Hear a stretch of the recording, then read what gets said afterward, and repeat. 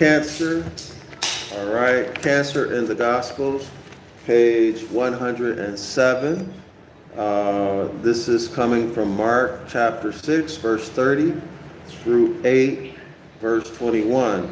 This is the subheading, The Deacons of Cancer, on page 107. So let's do what we can during the short period that we have right now, all right? So the names of the stars in the constellation Cancer and its deacons seem, more than coincidentally, to be reflected in these stories. Ma'alaf in Cancer is said by Fleming to mean, quote, assembled thousands. Y'all got that? So the assembled thousands and Praesepi. Okay, and Praesepi. So we have two. Ma'alef and Praesepi. Ma'alef in Cancer is said by Fleming to mean assembled thousands. Okay? The second is Praesepi. Okay, so let's continue and see what is being said here. All right. And Praesepi, Cancer's central cluster, okay, which means, quote, the manger, can also mean the pen, the fold, the enclosure, the beehive, a notion echoed in Ursa Major and Ursa Minor. Two of Cancer's deacons, all right?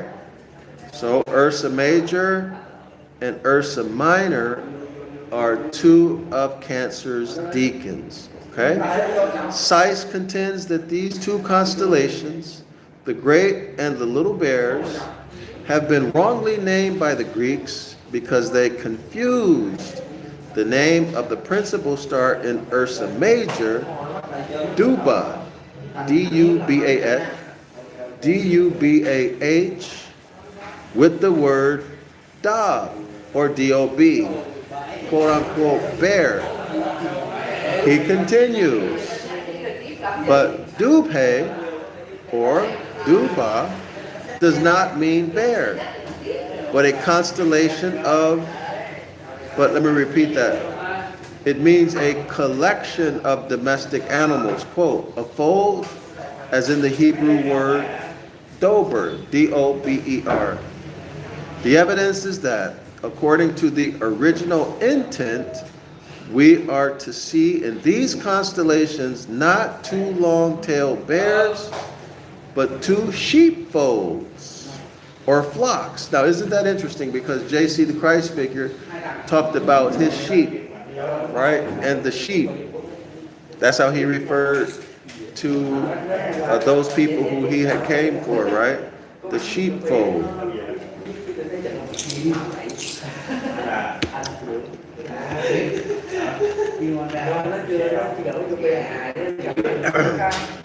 And the other sheep, right? Y'all remember that? So in the JW religious organization, they use that to claim that there is 144,000 who are the brothers of Christ, and when they expire, they go to heaven. They live a heavenly life, and they are priests and kings, right along with J.C. the Christ figure, okay? Right along with them. And then there are the other sheep who have an earthly hope. And I think this is quite interesting that this star has two flocks, two sheepfolds, right? So we see that right in the Gospels. So again, we read here, the evidence is that according to the original intent, we are to see these constellations not two long-tailed bears, but two sheepfolds or flocks, the collected and folded sheep of God's pasture. This is a quotation from Seiss, pages 125 and 126. Okay, let's continue. Alkaid, a star in Ursa Minor, meaning, according to Fleming, the assembled, the Alfurcadian. Okay, it means, quote, the redeemed assembly, the redeemed assembly. The less fanciful Allen also notes that early commentators considered the folds an appropriate title for these constellations. All right, so that's one cited on page 449 of that work. Okay, it's kind of loud in here, so I might stop in a minute. But let's see how it goes. So now we move to the next subheading on page 107, walking on water. Walking on water. The other deacon of Cancer is Argo. Okay, so watch the Collab podcast. Sounds good, man. No worries. Okay. All right, cool. Appreciate that. The other deacon of Cancer is Argo, the mythological ship which carried Jason, another variation of JC, the Christ figure, and Joshua, who led the House of Yasharala into the Promised Land. Okay, and the Argonauts in their quest for the Golden Fleece. Manilius, in his survey of the constellations, described the Argo as the ships. There's a Greek word here, y'all. I don't know how to pronounce it, so let me just show it. Y'all can work with it. Download the free PDF, print it, so y'all will have it. Okay. The que visceret Akkor, quote, it means the ship which conquered the water. Book 1, line 623. A feat which J.C. repeats by walking on the surface of the lake. Mark 6, 45 through 53. Since water has perennially symbolized the emotional nature of the human being, this action shows that J.C. has conquered those irrational, turbulent forces which reside in the unconscious and constantly threatening to overwhelm us, and has attained that sincerity of spirit which marks the enlightened individual and which is the goal of all spiritual aspirants. Now, I would like for somebody to help me out on this. Is it in fact true? Is it in fact true that water has perennially symbolized the emotional nature of the human being? I mean, I've heard of still waters run deep. I've heard that that the brain is like a wild monkey. I've heard that water, if you pour it, it will become whatever the vessel is that you pour it in. So this is new to me. Water symbolizes the emotional nature of the human being. Maybe I missed something, but I'm not aware of this, y'all. And then also, is the author speaking of human beings as in Han Uman, the hybrids, or is he speaking about man? If one of y'all know, put it in the chat. I'd love to hear what you have to say about this. Okay? So we need to accept the author's assertion that water symbolizes the emotional nature of a human being or a man in order for this subheading to work. And here's why. This action shows that JC has conquered those irrational, turbulent forces which reside in the unconscious mind and constantly threaten to overwhelm us. See, if water does not symbolize the emotional nature of a human being or man, then the author's following point, there's no basis for it, right? There's no basis for it. So we really need to get some clarity on this. All right? Because if that's not true, then that's not what the walking on the water actually meant. Y'all see my point? And we can just disregard everything that the author says on this topic. Okay, but anyway, let's continue. All right. And JC has attained that serenity of spirit which marks the enlightened individual and which is the goal of all spiritual aspirants. Now, I would agree that serenity is a sign.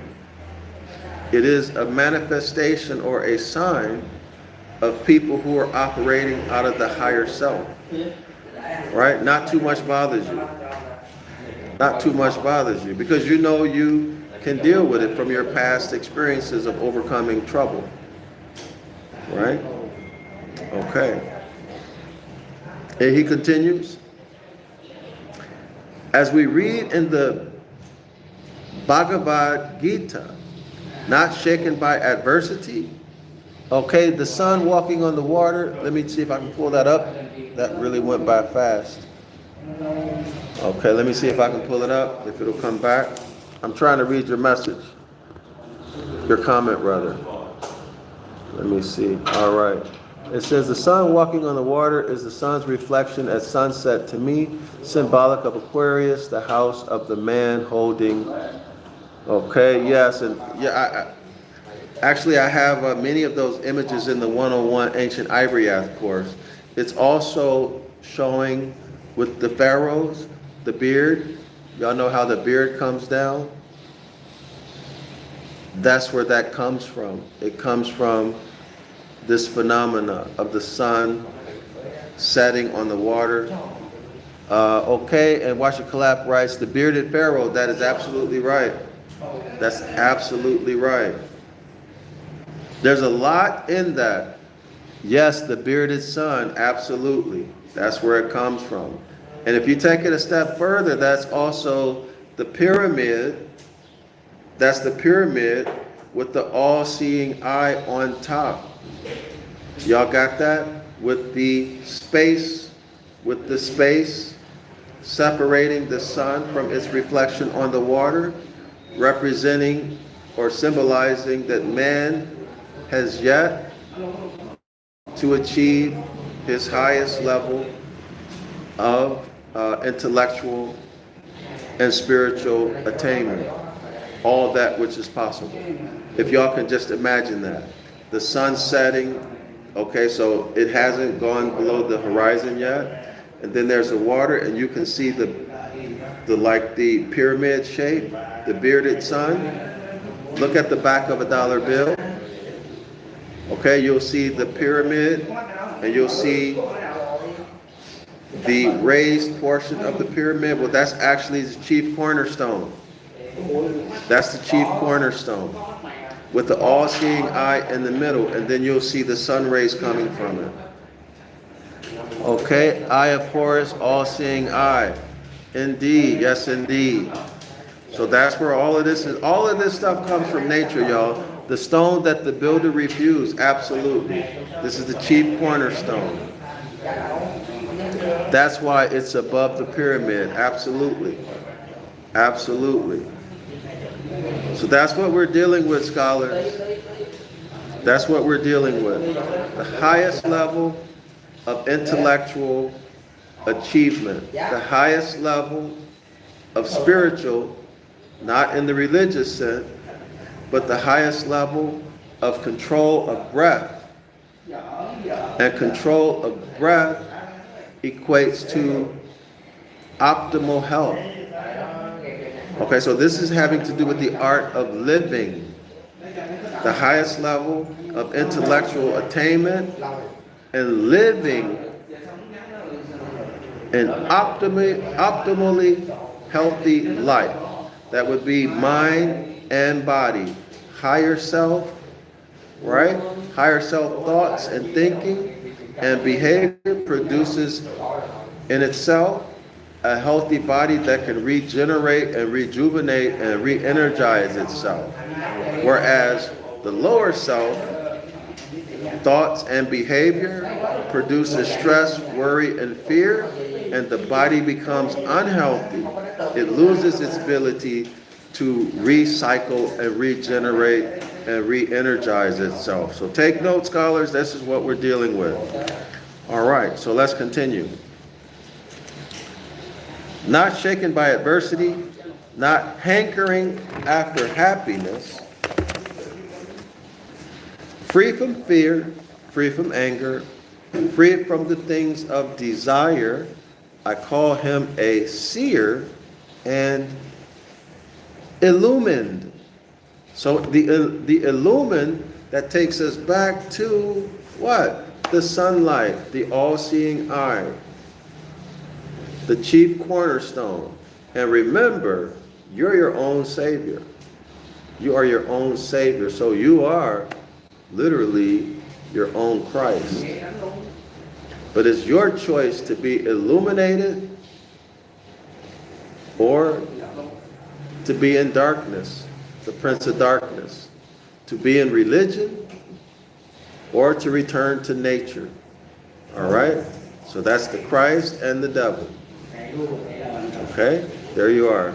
The rest of this section faithfully reflects those cancerous or cancer motives which we outlined earlier.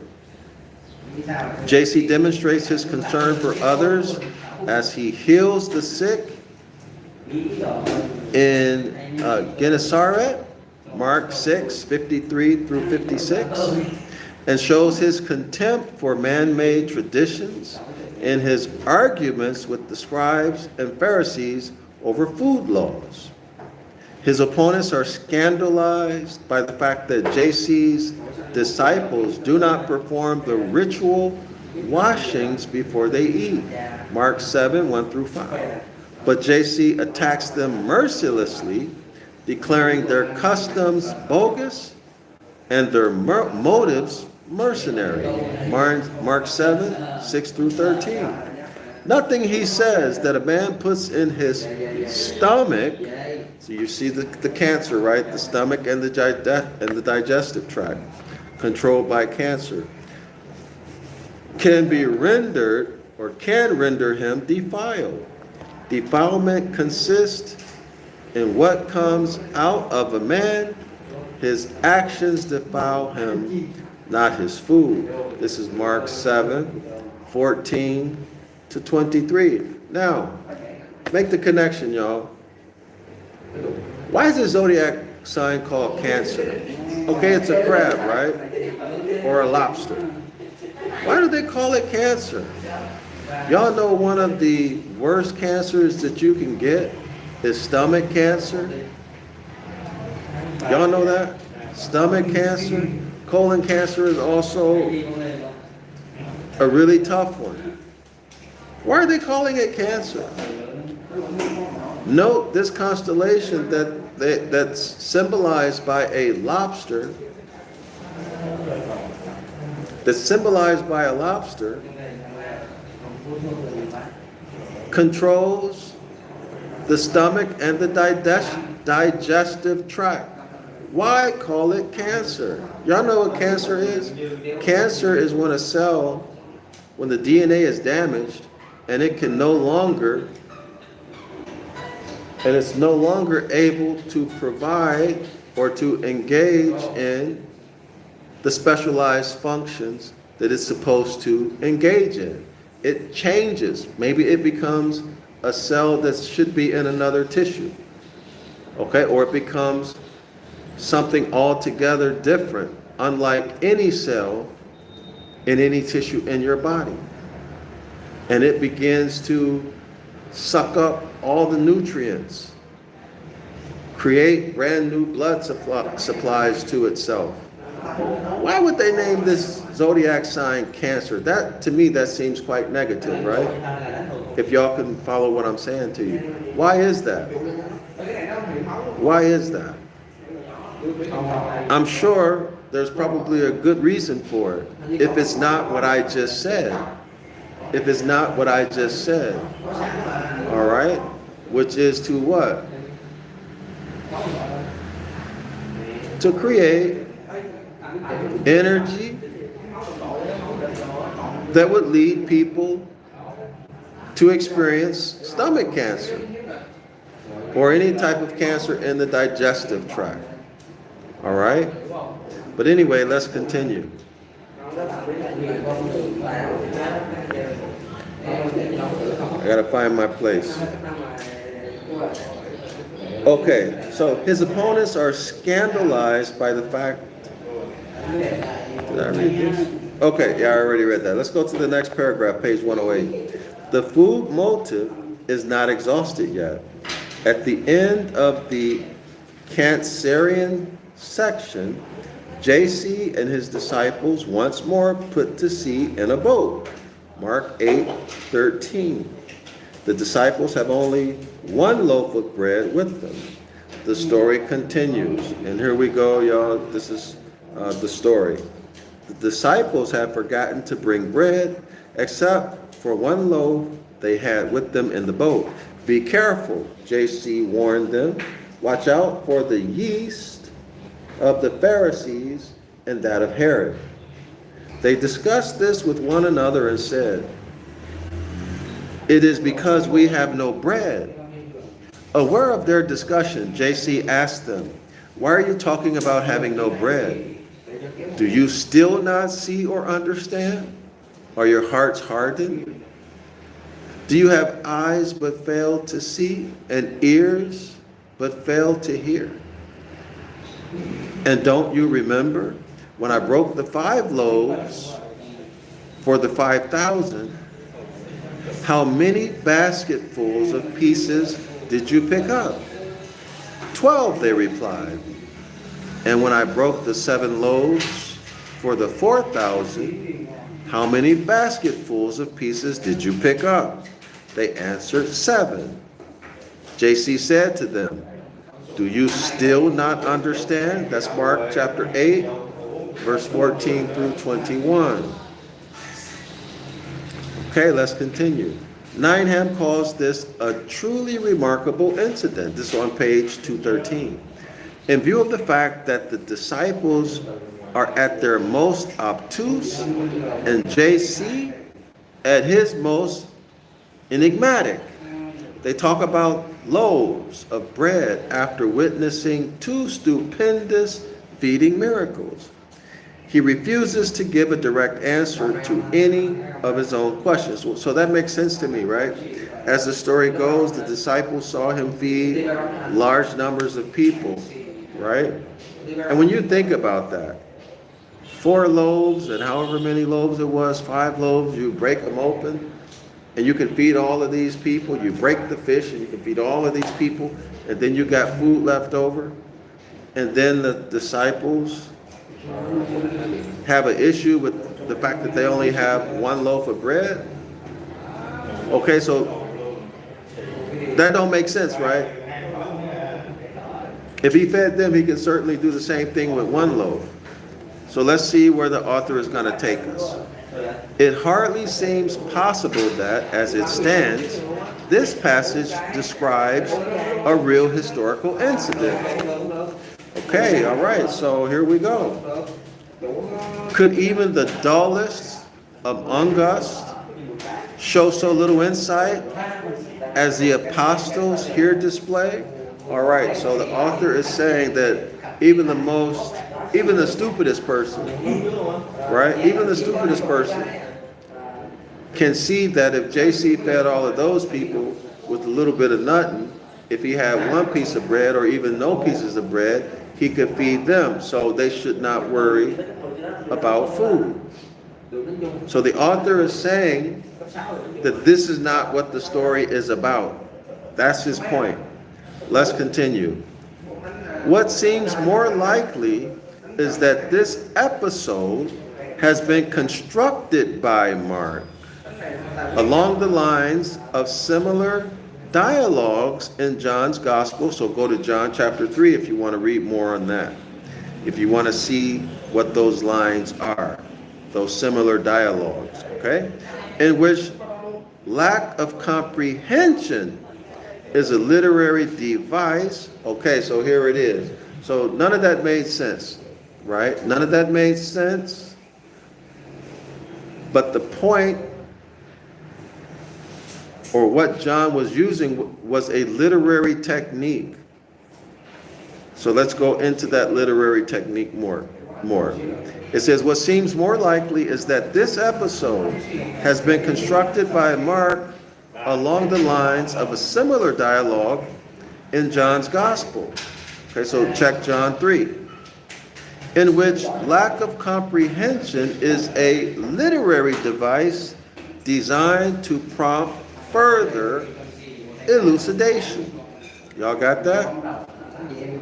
Herein, Mark, however, there is no elucidation. In fact, JC himself, not some uncompromising listener, is asking the questions. Okay, so now that's a problem with that, right? When you compare it to John 3. No elucidation takes place. So let's continue.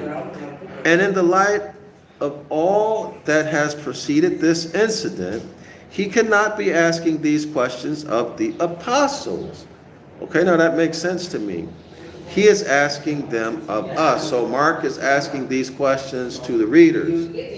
All right, he's asking the question to the reader. Now that makes sense to me, but you'd have to admit that this story did not happen in real life, right? And so Christians and Hebrew Israelites are probably not willing to do that. So this is a problem for them. So let's continue.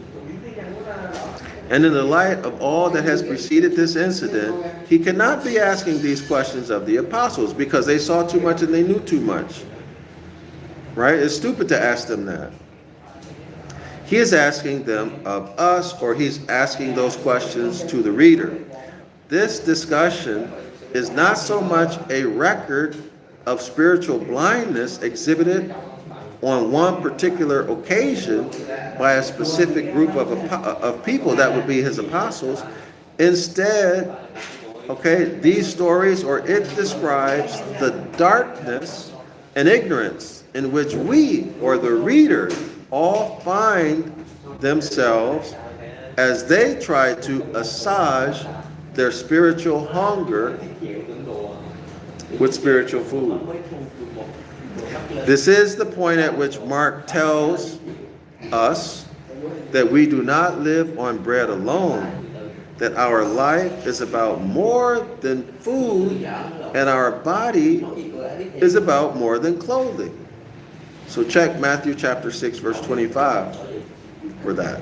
But our carnal nature can only understand tangible, edible, sellable objects, that accumulation of which is the concern of the Pharisees and Herod. Okay, they are symbols here of materialism and greed. Now, I disagree with the author on this point. Let me check the time. I disagree with the author on this point. Man should be focused on bread, and man should be focused on clothes, and man should be focused on materialism, not to the extreme. Nothing to the extreme is healthy. But it should be a major focus of life. It should be a major focus of life. Okay? It should be a major focus of life. You should enjoy the abundance of the earth. Let me repeat that. You should enjoy the abundance of the earth, and you should live an abundant life. Why? Because it's your birthright. That's what this has all been provided for. It's all been provided for you to have as much as you want, when you want. Okay? That's why it's here. And to say anything else is to put you in a mindset where you're going to give it up. You're going to let somebody cheat you out of your birthright. Okay? You can read, become knowledgeable. You can create. You can become an engineer, an architecture, right? Expert in law, expert in all of the liberal arts, all of the sciences. You can do all of that and create and enjoy abundance in your life. Okay? And enjoy abundance in your life. Because remember, it's all about achieving the highest level of intellectual achievement possible. Okay? And the highest level of healthy living. And that starts with proper breathing. Okay? That starts with proper breathing. Okay? In other words, spirituality. I hope y'all can see what I'm trying to say. So this exchanging tangible wealth, this is telling you exchange Deuteronomy 28, verse 1 through 5, the so-called blessings, the tangible wealth that the Most High provides, whether you like it or not. You'll get tangible wealth and good health. Read Deuteronomy chapter 28, verse 1 through 14. Whether you like it or not, as long as you are following the Most High's commandments, which are natural law, wealth will chase you. Wealth will chase you and overtake you. Prominence and preeminence will chase you and overtake you. Rulership will be who you are and what you do as a reality in your life. Leaders of commerce, captains of commerce, captains of industry, banking titans, money titans. That's a reward per contract. Deuteronomy chapter 28, verse 15. This religious doctrine is telling you to give all of that up for some spiritual food. Sounds ridiculous, doesn't it? Now you know if you give it up, if you abandon natural law, you abandon your ancestors, their way of life, and the principles which they live, Exodus 20:12, you get the punishments and the poverty, the birth defects, the bywords, the forced servitude. You get Deuteronomy 15 through 68. You can't run away from it. You cannot escape it. It will find you and overtake you no matter where you're at. You have two options. And this, my friend, this, the more I talk about it, is clearly in SG.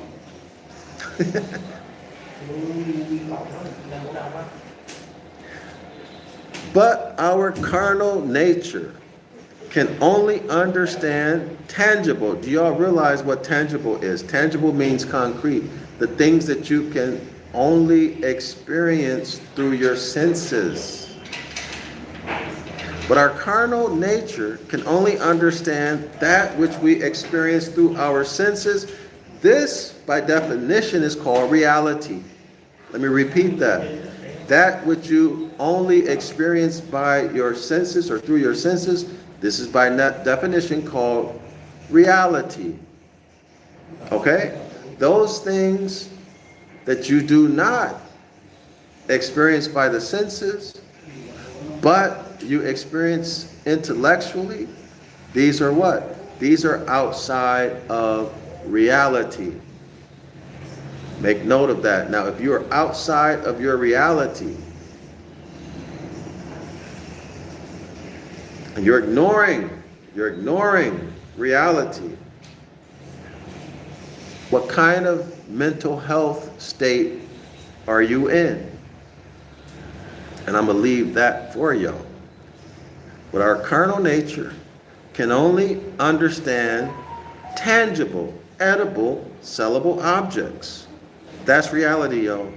The accumulation of which, that would be your wealth and your inheritance, the accumulation of which is the concern of the Pharisees and Herod. Now, I absolutely disagree with that. They're casting what's natural in a negative light. Symbols here of materialism and greed. Y'all see the brain, F-U-C-K, they just pulled on y'all? The yeast, there's a footnote, I'm going to come back to it. The yeast, symbolic of corruption and of tradition. Now, y'all should know that the tradition, note the word, tradition. Traditions of your ancestors. These should be what? In harmony with the contract. If you are Genesis chapter 2 more, you should not abandon your ancestors' traditions. Right? Exodus chapter 20, verse 12. Okay? So our traditions are consistent with natural law, but they cast it in a negative light. Okay? By associating it with these groups that they made up that never existed, the Pharisees and Herod. Yes, I said it. They never existed because the book of the Maccabees is a fraud. Watch the video I did with Sonetta. Therefore, there could not have been a Herod. Made up stuff to cast your traditions, the lectures of your ancient foremothers and forefathers, which is the law, the culture and traditions, to cast that into a bad light, to cast your inheritance into a bad light, to make you think that it's being greedy and it's materialism. Y'all see the psychological operation? Take that back to Genesis chapter 1, and you will see that in there. Okay, you'll see that in there, in the etymological meaning of the commission given to the created creature. That the Elohim, or the Moors, the Raphaim, or a combination thereof, created. All right, which is the hybrid troglodyte nigger, the Han Uman, the human being. All right, so let me get back to it. All right, so the yeast, symbolic of corruption and tradition. See how they cast it in a negative light? So you don't want nothing to do with it? Represents the insidious and subtly pervasive attractiveness of the world's commercial values, which have perennially offered us a counterfeit of genuine spiritual sustenance. So here the author is acknowledging that you got what? You got the real wealth, the real tangible wealth, and then you have spirituality. And they're calling the real tangible now y'all do realize that land is the substance and the subject matter of the law. It is not your beliefs and your spirituality.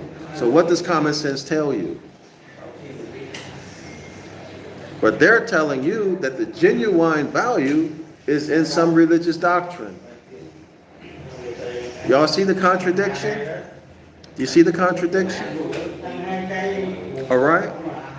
Okay. Let me state, all right, so land, air, and water equals law. Yes, indeed. So we see the substance. We see the substance, the real value, right? That's the land. And that's all things that are on it, made of it, right? All of it.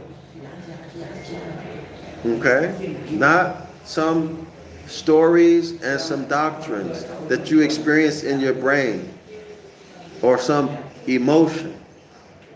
Okay, that has no substance in law, therefore no value. It's not even tangible. All right? This passage asks us to consider whether we who have been apprised of the miracles, oh wow, the miracles of God, which are so abundantly evident in nature and in life, are still of the opinion that happiness consists in a full stomach. And let me tell you that happiness does consist of having a full stomach. Happiness consists of seeing everyone around you in your circle having a full stomach and being comfortable and having everything that they want, being able to come and go when they choose, or to sit down and sleep in all day or all week or all year when they want to. Yes, that's happiness. Make no doubt about it. Okay, so the footnote reads, bread was leavened with dough from an old batch, so each new baking was linked with what had come before. Unleavened bread, i.e. bread without yeast, symbolized a new start. Okay, so what is that new start? That new start is you as chattel, you being denationalized. Y'all got that? You being a stateless person. You being now a Christian under the authority and jurisdiction of the Dogon / Raphaim / Oannes. You being now civil leader Mortus, civilly dead because you coughed up your birthright. That's your new status. Unleavened bread, i.e. bread without yeast, symbolized a new start. Hence, it's important in both Passover and Eucharist. All right? So if you don't have enough sense to get out of religion, I don't know what to tell you.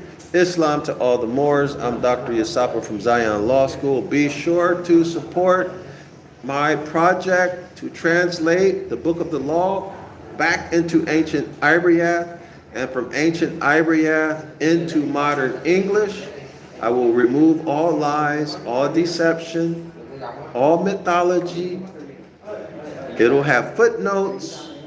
It will have natural law principles back in it, and all of the good stuff that's actually there so you can know what the Book of the Law actually says. It is a humiliation and an embarrassment and a shame that we do not have our own Book of the Law right now. I have a track record. I can do it. Y'all can check my work. I have links to books on Ancient Ibaryath in the description area of this video, at least 7. I have an online course, and y'all can come to my live online 506 The Curses course every Saturday at 10 a.m. Eastern Standard Time. So if you feel it within your heart to support the Book of the Law translation project, please send in your gift, your donation to my Cash App or to my PayPal. So Cash App is $DrYasapa, $DrYasapa, and PayPal is paypal.me/Zion Law School. Islam and Shalom.